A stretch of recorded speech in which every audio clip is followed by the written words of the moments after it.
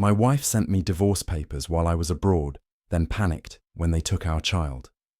At the entrance, what if a single phone call from across the globe could unravel your entire world? Picture Michael, savouring an espresso under the Parisian sun, when his wife Sarah delivers a chilling ultimatum. She's leaving him for her lover, pregnant with another man's child, and has sold his house and car. Does her icy confidence signal his defeat? Or is Michael hiding a plan so cunning it could turn her betrayal into her undoing?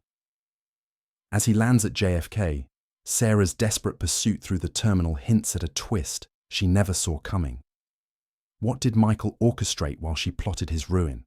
The air crackles with suspense as her mascara-streaked face meets his unflinching calm, an envelope in his hand poised to shatter her illusions. Is it proof of her lover's deceit, a legal trap, or something far more devastating? This isn't just a homecoming. It's the opening move in a high-stakes game of retribution, where every lie Sarah spun is about to unravel. Buckle up, because Michael's next step will leave her grasping at shadows, and the truth will burn brighter than her designer facade. I was sipping an espresso in Paris when the call came through. "Hey, Michael," she said, voice cold, calculated. "I'm leaving you for my lover and our unborn child." I didn't flinch. Not even a muscle moved on my face. "I've sold your house and your car," she added, like that would make me react. I looked out at the French skyline, leaned back in my chair, and responded with a steady breath. All right, she didn't know it yet, but that was the last time she'd get the satisfaction of catching me off guard. When I flew back to JFK 3 days later, I wasn't expecting anything.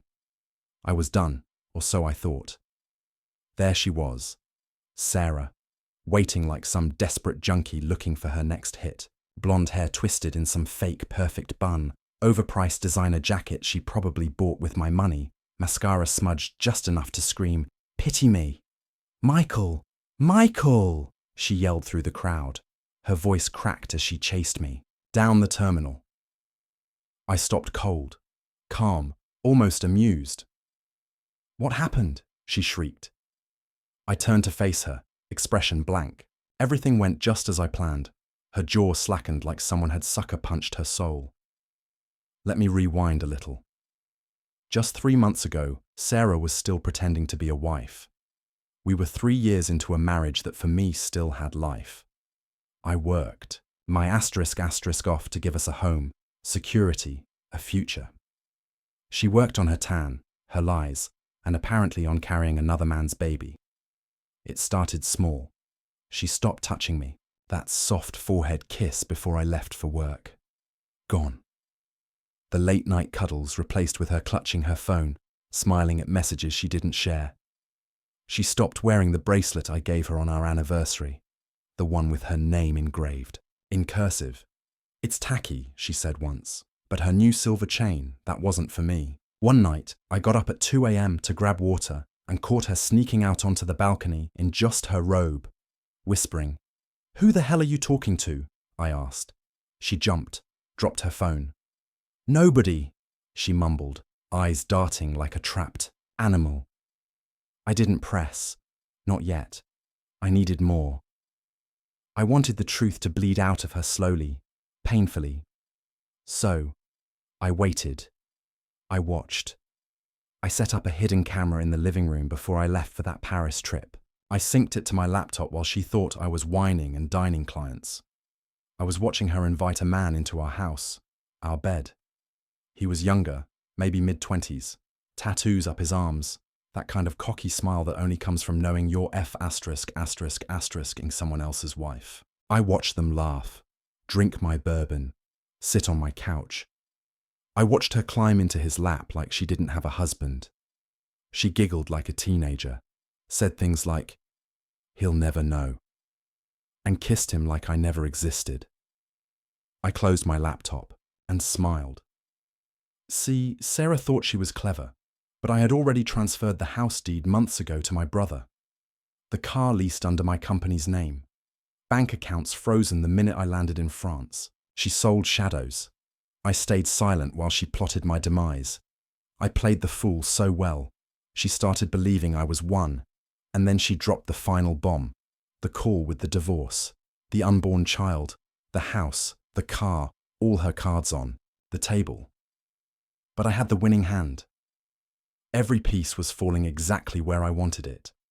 Now standing in that terminal, her mascara dripping, mouth wide open, expecting me to scream, to cry, to beg, I just handed her the envelope. "What's this?" she stuttered. "Eviction notice," I said. "Oh, and DNA test results." Her lips twitched. "What? Not mine." I said, "The baby. He's not mine." She staggered back like I'd slapped her. "But how did you? I watched you." I said every single night. She tried to speak, but nothing came out. "I knew everything before you even spread your legs for him." The crowd passing us slowed down, eyes wide, mouths shut. Sarah's face turned from ghostly white to furious red in seconds. "You can't do this. To me," she hissed. I leaned in close, whispered like ice. I already did. Then I walked right past her through the crowd, while she stood there shaking, broken, completely powerless. This was only the beginning. When I got home, the first thing I noticed was the silence. Not peaceful silence. The kind that echoes in your chest. The kind that feels like the aftermath of a storm. Our house was stripped of life. Furniture gone. Family photos missing. Even the damn coffee machine had vanished. Only thing left was the smell of her perfume. Sarah's signature fake lavender scent still hanging in the air like a cheap ghost. I walked into the bedroom, saw the mattress half torn, sheets gone, but the camera I'd hidden inside the baseboard still there. She never found it. I opened my laptop and pressed play on the synced footage. There she was, Sarah. 2 nights ago, wearing nothing but that silk robe I got her for our anniversary. Sitting on the edge of the bed with a glass of wine, swiping through her phone with that smug little smirk. Then boom, the door opened and in walked him. Ethan. Yeah, I knew his name now. The delivery guy from the gym. I remembered him. Pretty boy with too much cologne and not enough brain cells. I once tipped him $20. $20 to deliver protein, powder, and steal my wife. He walked in like he owned the place, slapped her ass like it was some casual Tuesday. I watched them talk, laugh, kiss, crawl into bed. That wasn't the part that hurt the most. It was when she whispered, "Michael's such a loser. He's boring. All he does is work." She said that about me, the man who built everything around her. The man who skipped vacations, pulled 16-hour shifts, who stayed up nights figuring out how to get her out of student debt, who believed in her art career, even though she hadn't painted a single canvas in 2 years. And now she was calling me, boring while letting another man kiss her neck in my bed. That's when something snapped. I wasn't angry. Not yet. That would come later. I just sat there numb watching, listening like it was a documentary of someone else's life. But deep inside, something was boiling, a storm forming under the surface. I closed the laptop and stared at the wall for a long time. Maybe an hour, maybe 10?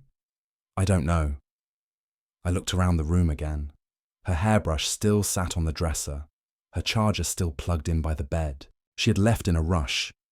She thought I'd come back and collapse, cry, beg, apologize for working too much, for neglecting her. She didn't expect me to watch her betrayal from 3 different camera angles. So, I took my time. I went into her studio, the one I built for her in the guest room. I opened the drawers, found old receipts, scribbled notes, some phone numbers.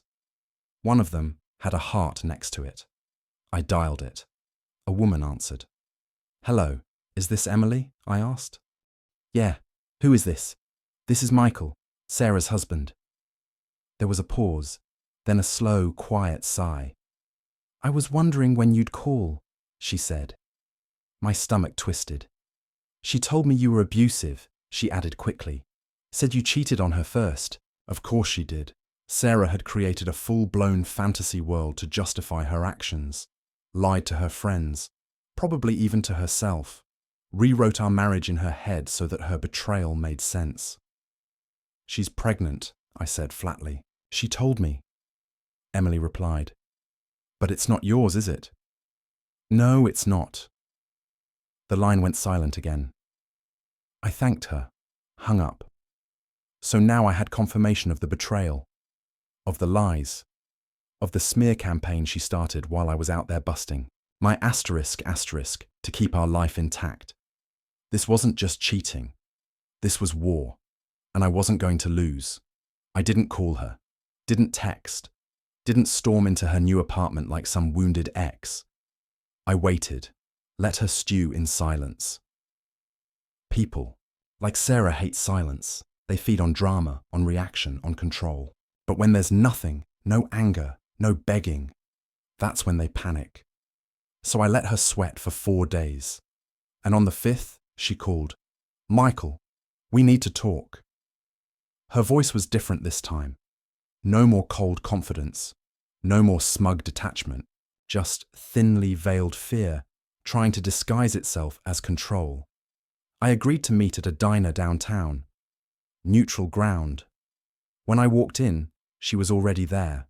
Full makeup, red lipstick, that same damn silver chain, trying to look calm, but chewing on her thumbnail like a nervous schoolgirl. "Hi," she said, like she didn't just destroy everything we built. I sat, said nothing. "You've been quiet," she started, stirring her coffee with a shaking spoon. Still, I didn't speak. She tried again. "Look, I didn't expect you to just say nothing. You haven't even asked why." "I know why," I said finally. My voice was calm level, the kind of calm that makes people afraid. Her face twitched. "It wasn't working between us," she said quickly. "We stopped connecting. You were always working to pay for your life." "I needed more than just bills being paid, Michael," she snapped. "I needed attention, passion. You needed to open your legs for a delivery boy." Her eyes widened, face flushed. She looked around, embarrassed. "Don't talk to me like that." "Why not?" "That's how you talked about me to him. And to your friend, Emily." Silence. Dead. Cold, chilling silence. "You talk to Emily. I talk to a lot of people when I'm not busy being a boring loser." Sarah looked like she'd been slapped. The colour drained from her face. "I didn't mean that, but you said it. It was just in the moment, Michael. I was confused, Ethan." I laughed. Couldn't help it. A bitter, sharp sound. "You were confused while screwing him in my house. Wearing my robe, drinking my bourbon." Tears welled in her eyes. She tried to reach across the table. I pulled my hand back. "You're not sorry for what you did. You're sorry I found out." She looked away. Tried the victim. Routine again. "You don't know what it's like feeling alone." "Yeah, I do. I said I was alone every night while you were texting him. Alone while I paid for groceries. While I covered your credit cards. While I defended you to my friends when they said you were acting weird." Her lips quivered. She had nothing. No comeback. No defense. "Did you really think I wouldn't find out?" "I thought I don't know what I thought," she whispered. "Did you think I'd break down? Come crawling back? Apologized for not being enough?" She stayed silent. "You miscalculated, Sarah." I stood, tossed the $10 on the table. She grabbed my wrist. "What now?" she asked, voice cracking. I looked her straight in the eyes. No anger, just clarity. "Now you disappear like the lie you were." I walked out, leaving her there alone, shattered with nothing but her fake silver chain and empty excuses. I thought I'd lose it. Thought I'd break something. Thought I'd scream into a pillow or punch a wall. That's what everyone expects from a man who finds out his wife's been lying to his face while laying with another man. But what I felt wasn't fire. It was ice. I sat alone in my apartment, the one bedroom I moved into 2 weeks ago. The walls were still bare. My clothes were still in boxes. It didn't feel like home, but at least it didn't feel like hers. I poured myself a drink. Bourbon, neat. The same one she and Ethan laughed over. And I stared at the amber swirl in the glass, wondering how long I'd been living in a fantasy while she was building a new life behind my back. It hit in waves. Not the betrayal. That part was already burned out of me. No. What hit me hardest was the realization that I never really knew her. Not the woman who kissed me in the morning. Not the one who begged me to forgive her for accidentally texting another guy 2 years ago. Not the woman who promised she'd never lie again after that party where she disappeared for hours. Sarah was an actress, a damn good one, and I paid for front row seats to my own humiliation. The worst part, I loved her.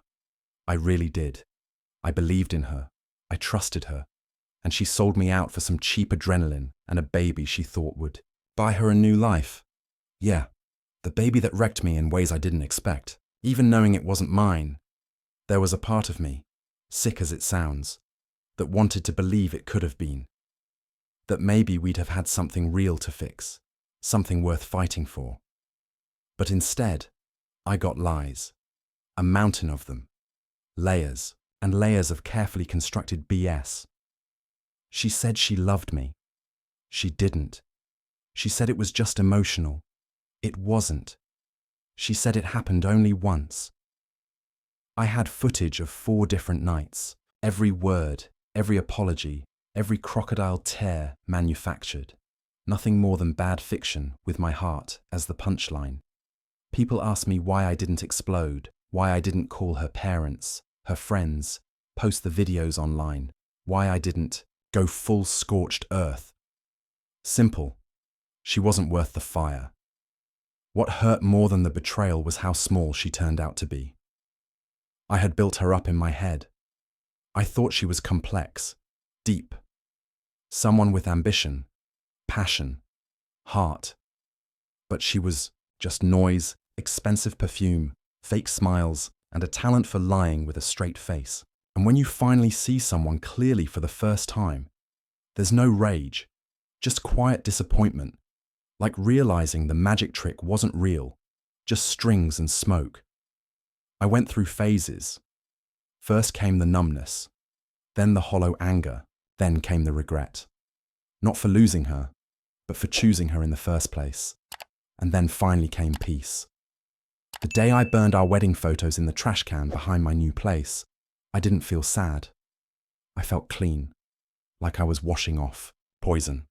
I didn't know I'd been soaking in for years. I didn't want revenge. I didn't want her back. I didn't even want closure. I wanted my life back. No more checking her messages when she went to the bathroom. No more wondering why she smelled like cologne that wasn't mine. No more pretending. I didn't notice the lipstick stains on her wine glass. When she said she hadn't been out, she was gone. And for the first time in years, I could breathe. Once the dust settled, once the house was stripped and the truth laid bare, I stood at the crossroads every betrayed man eventually reaches. What now? I could have fought to save it, tried to rebuild something from the wreckage. But why would I salvage a house that had termites in the walls from the start? I filed for divorce the morning after our meeting at the diner. Clean, cold, final. No yelling, no begging. No, maybe we can work this out. Just a stack of legal documents that said, we're done. Sarah didn't even contest it. I think deep down she knew she'd lost. Not just me, but every inch of the illusion she'd tried to protect. She called a week later, not to apologize, not even to cry, just to ask, can I keep the paintings? The F******ing paintings. I built her a studio, paid for supplies, supported her dream when no one else did. And now she wanted to cherry-pick memories as if they were decorations. No, I told her the paintings stay. Click. That was the last time we spoke. And after that, I went dark. I changed my number, deleted joint accounts, moved funds into a private investment portfolio, set up a new mailing address, blocked her on everything. I erased her, but not for revenge, for survival. See, what most people don't understand is this. Cheating isn't just betrayal. It's erosion. It eats at your identity, makes you question your instincts, your worth, your sanity. I needed to rebuild from the ground up. I started with the basics. Woke up early, went to the gym, cooked real meals, walked without checking my phone, looked in the mirror without flinching. I stopped waiting for closure, stopped replaying the footage, stopped listening to our wedding song like a masochist. I even donated her clothes, the ones she forgot to take when she stormed out like some tragic heroine in a drama she wrote herself. And I started writing again.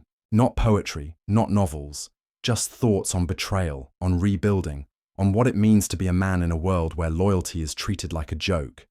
I wrote down everything I wish someone had told me before I married her, like how attention is not affection, how apologies mean nothing when repeated, how loyalty isn't something you earn with money, but something you recognize in the little moments, like who picks up your call when the world falls apart. The more I wrote, the clearer things became. She didn't ruin me, she revealed me. Sarah showed me the parts of myself I ignored for too long. The tolerance, the excuses, the way I brushed off red flags because I was scared to be alone, because I thought love meant suffering quietly. It doesn't. Love isn't meant to drain you. It's meant to water your soul, not wring it dry. So, no, I didn't spiral. I didn't turn bitter. I didn't become one of those men who swear off women and drown in their own resentment. But I did change. I became sharper, colder in some ways, but real. No more sugarcoating red flags. No more second chances for liars. No more carrying someone who won't walk beside me. The consequences of her betrayal weren't just a broken marriage. They were a rebirth. I didn't just lose a wife. I gained myself. After the papers were signed and the silence between us became permanent, life started to move again, but not in the way it used to. I wasn't just healing. I was rebuilding a world from scratch. And the fallout, it came from directions I didn't expect. First came the gossip. People talk, especially when a marriage explodes this loud. Friends called me, some in shock, some pretending they didn't know. Her story had already spread. She said I abandoned her emotionally, that I checked out long before she did. A few idiots actually bought it, but the real ones knew. They'd seen the way she acted at parties, the subtle digs at me, the way her phone was always face down. They just never said anything, and I couldn't blame them. I was blind by choice. Even her own brother reached out. Man, I'm sorry. She's been off for months. I didn't want to interfere, but I should have said something. He wasn't the only one. One of Sarah's old college friends messaged me on Instagram. Hey, I just want you to know she's done this before. You're not the first. That message sat in my chest like a brick, not the first. So this wasn't a mistake, it was a pattern. And I had been just another pit stop in her game of self-destruction. Another man who saw potential where there was only poison in disguise. The worst part, I had introduced her to my mother. I had promised my dad she was the one. I had defended her more times than I could count, even when people warned me. Now, those memories felt like ashes in my mouth. And speaking of family, telling my parents was another layer of hell. My mother cried, not because we were divorcing, but because she saw what it did to me. You look like you've aged 10 years, she whispered. My dad just nodded, the silent kind of support that only fathers know how to give. No judgment, just presence. Sometimes, he said, you've got to lose what's killing you to remember who you are. I clung to that line like a lifeboat, but it wasn't just emotional cleanup. There was the financial damage too. Even though I had protected most of my assets, Sarah still tried. She filed a request for spousal support a week after the divorce was finalized, had the nerve to say she sacrificed her career to support mine. She sacrificed nothing. She painted 2 canvases in 3 years and spent the rest of the time networking on Instagram with fitness coaches and self-proclaimed influencers. My lawyer shut it down fast. But still, just the idea that she thought she deserved something after what she'd done, that boiled my blood more than anything else. And Ethan, her boy toy lover, he ghosted her. Of course he did. A month after our split, I heard from a mutual friend that Ethan bailed the moment she started talking long-term. The baby was real, but apparently so was his criminal record. She chose a fantasy over stability, a liar over loyalty, a thrill over a future, and it all blew up in her face. But me, I was still standing, bruised maybe, but not broken. There's something powerful about surviving betrayal and coming out colder, but wiser. The fallout wasn't just about losing her. It was about shedding the illusions, the fake smiles, the masks I didn't even realize I'd been tolerating.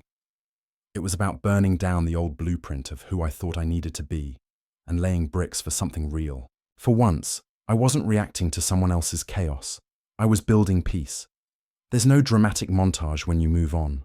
No cinematic moment where everything clicks and the pain evaporates. It's slow. It's Tuesday morning when you realize you didn't think about her for 2 straight days. It's walking into a cafe and not instinctively checking if she's blocked you from her social media again. It's silence and realizing it feels good this time. After the divorce, I gave myself space. I didn't jump into dating, didn't install the apps or seek out rebounds to prove some imaginary point. I wasn't interested in distractions. I was interested in understanding what the hell happened and who I had become because of it. So, I started saying yes to things that had nothing to do with her. Yes to late-night runs instead of late-night arguments. Yes to weekend hikes with friends I hadn't seen in months. Yes to myself. Finally, I cleared my space. New apartment. No traces of Sarah. Not a single picture. Not a piece of furniture we picked together. I sold the couch, burned the sheets, donated the dining set. Everything had to go because healing isn't just internal. It's environmental. You can't move on when the ghost of betrayal is hanging off your bookshelf. My phone was quiet, and I liked it that way. No more wondering who she was texting. No more checking timestamps. No more pretending to be calm when every fiber of my being was on fire from doubt. Instead, I built routines. I cooked for myself again. Not frozen meals, but real food. I played old music, the kind I used to love before she said it was too depressing. I wore cologne I liked, not the one she picked out for my birthday. I filled the silence with books, podcasts, workouts, and quiet reflection. There were nights, of course, where it crept back in. Nights when I'd remember how she used to fall, asleep on my chest, and I'd wonder if any of it was ever real. Nights when I'd wake up from dreams where we were still together, and feel that familiar panic crawling down my spine when I realized it was only a dream. But then the morning would come, and I'd open my eyes and she'd still be gone, and I'd still be okay. One evening, months later, I ran into someone. Not in the romantic way, just a moment. I was at a bookstore downtown, flipping through a worn copy of The Alchemist, and this woman next to me laughed softly at something in her own book. It wasn't flirty, wasn't staged, it was just real. We talked for a while. Nothing deep, nothing serious, just 2 strangers sharing space. She didn't know me, didn't know what I'd been through. She wasn't trying to save me, fix me, or fill a void. She was just there. And for the first time in a long time, I realized I didn't need saving. I didn't need revenge or closure or a new love to replace the old one. I just needed me to come back home to myself, to choose peace over performance, clarity over chaos, truth over twisted promises. Sarah was a chapter, not the story. She was the storm, but not the ending. And now I was writing the rest. If you'd asked me a year ago where I thought I'd be today, I would have said something safe. Still married, still grinding, maybe planning a family. Back then, I still believed in the story. I believed love meant sticking it out even when it hurt. I believed in Sarah, in us, in the life we were building. Though in hindsight, I was the only one actually building. Now I'm in a different world. Not a better one, just a real one. No illusions, no filters, just truth and peace. I look back at everything and it almost feels like a dream. A cruel, twisted, exhausting dream. But I remember it all vividly.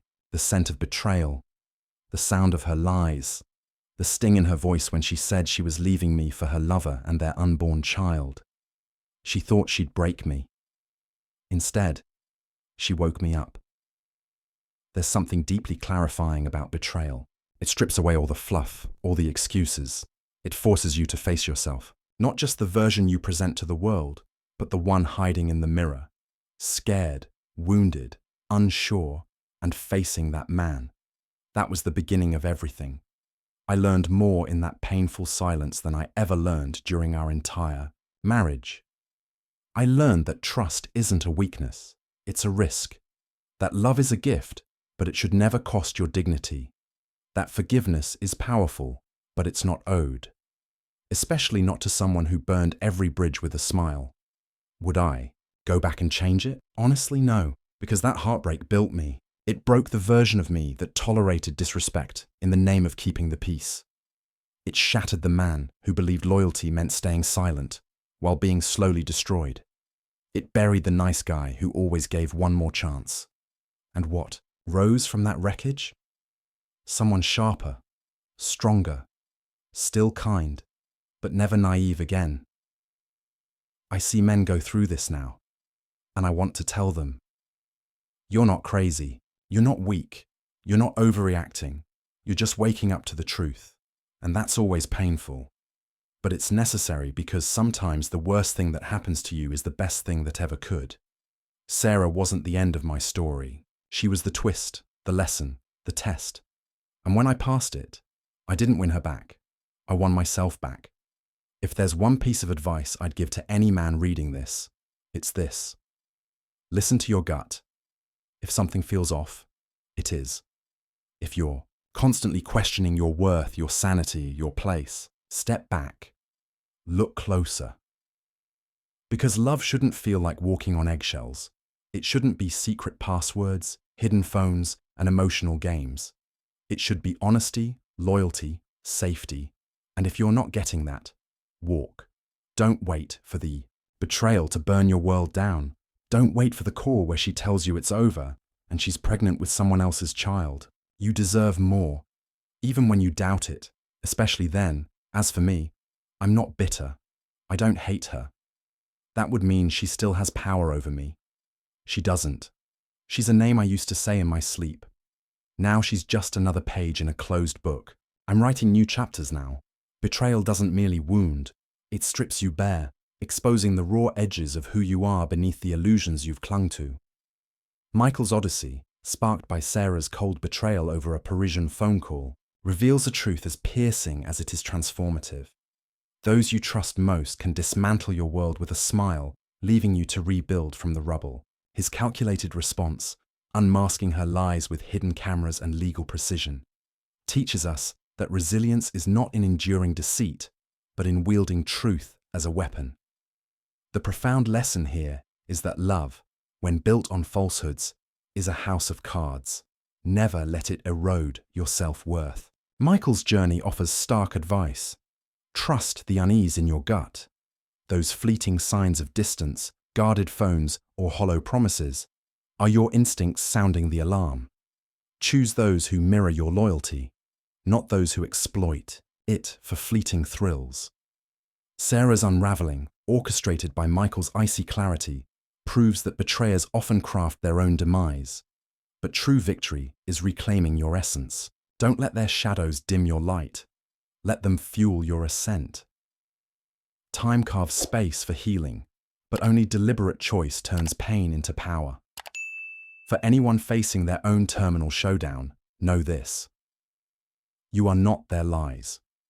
Rise, forge, a life rooted in authenticity, and let your peace be the loudest rebuke to their chaos.